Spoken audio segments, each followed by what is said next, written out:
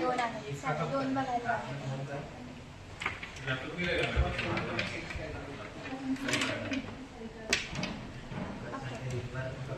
आता ह्याच्यामध्ये पहिल्यांदा आपल्याला क्लॉक ऑब्झर्व करायचं. सो आपण क्लॉक चॅनल बनला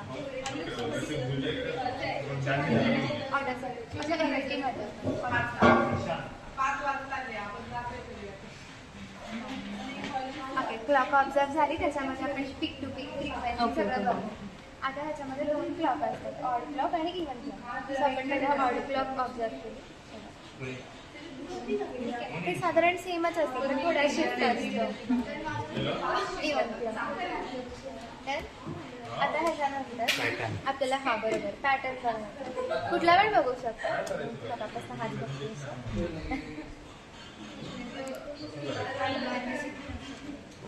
पॅटर्न. आता QPSK मध्ये कसं असतं, आपण एक B of T पॅटर्नला दोन पॅटर्न्समध्ये हे करतो. BE of T even pattern, B of T. Yes.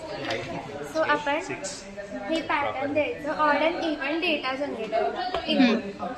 So आपण आता दोन्ही डेटा बघू, ऑड पण डेटा बघू, इव्हन डेटा पण बघू. आता फर्स्ट चॅनलला इव्हन डेटा आहे, सेकंड चॅनलला ऑर्डर सेट करू. डन. थोडं डिफरन्स आहे, थोडा हलका झालं. आता आपल्याला द्यायचं फायनली कसं होतं, दोन कॅरियर्स असतात ह्याच्यामध्ये, कारण इव्हनला की ऑडसाठी.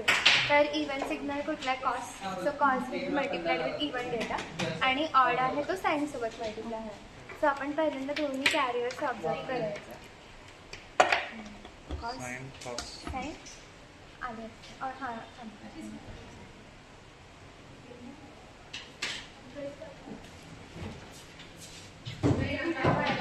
दोन्ही कॅरियर्स. आता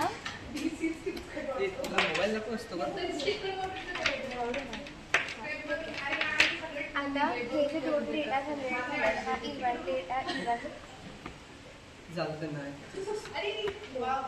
डेटा अरे ते ऑड डेटा ना,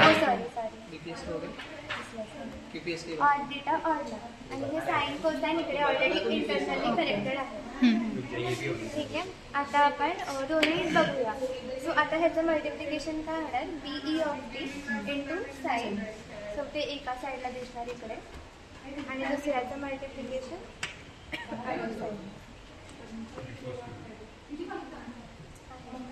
आता आपल्याला काय होतं, ह्या दोन्हीचे ॲडिक्शन मिळून QPSK वेव्ह जनरेट होते.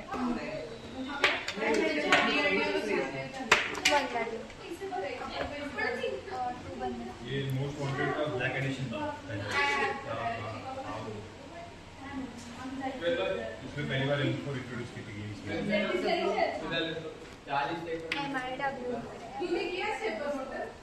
Okay. So BPSK wave generate झाली, आता रिकवर करायची. सो हे जे QPSK आउटपुट आहे ते देणार आपण ह्या मल्टिप्लायरला इनपुट, आणि ह्याचं output with respect to pattern observe करायचा. चॅनल बनला, आपण पॅटर्न लावू.